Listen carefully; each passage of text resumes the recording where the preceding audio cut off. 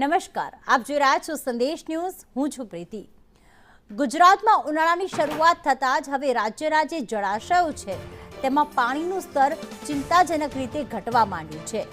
રાજ્યના 207 જળાશયોમાં હાલ માત્ર 56.50% પાણીનો સંગ્રહ જ બાકી છે, જે આગામી દિવસોમાં પાણીની અછતનો સંકેત આપે છે.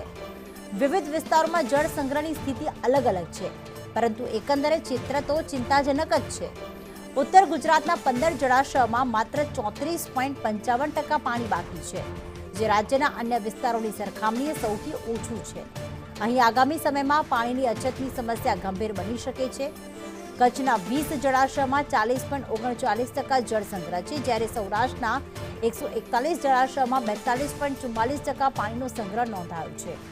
આ બંને વિસ્તારોમાં પણ જળસ્તર સામાન્યથી નીચું છે, જે ખેતી અને પીવાના પાણીની સમસ્યાને વધારી શકે છે.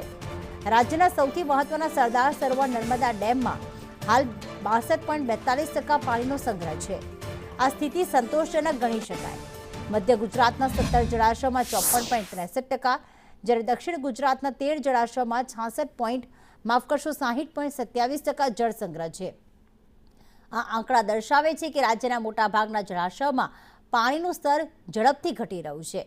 એક તરફ સતત ગરમી વધી રહી છે, હજી તો એપ્રિલનો મધ્ય છે, અને એવામાં જળસ્તર સતત જળાશયમાં ઘટી રહ્યું છે, જેના કારણે આગામી સમયમાં પાણીનું સંકટ સર્જાય તેવા સંકેત હાલમાં મળી રહ્યા છે. ખાસ કયા વિભાગમાં કયા ઝોનમાં કેટલા જળાશયો છે અને કેટલો પાણીનો સંગ્રહ છે તે બતાવે છે કે મધ્ય ગુજરાતમાં ઉત્તર ગુજરાતમાં 15 જળાશયોની સંખ્યા છે, જ્યાં માત્ર 34.55% જ પાણીનો સંગ્રહ બચ્યો છે, જ્યારે મધ્ય ગુજરાતમાં 15 જળાશયોમાં 54.63% અને સરદાર સરોવર ડેમની અત્યારે જે વાત કરીએ તો 62% જેટલું પાણી બચ્યું છે, 62% જેટલું પાણી બચ્યું છે, જેના કારણે સ્થિતિ સંતોષજનક કહી શકાય.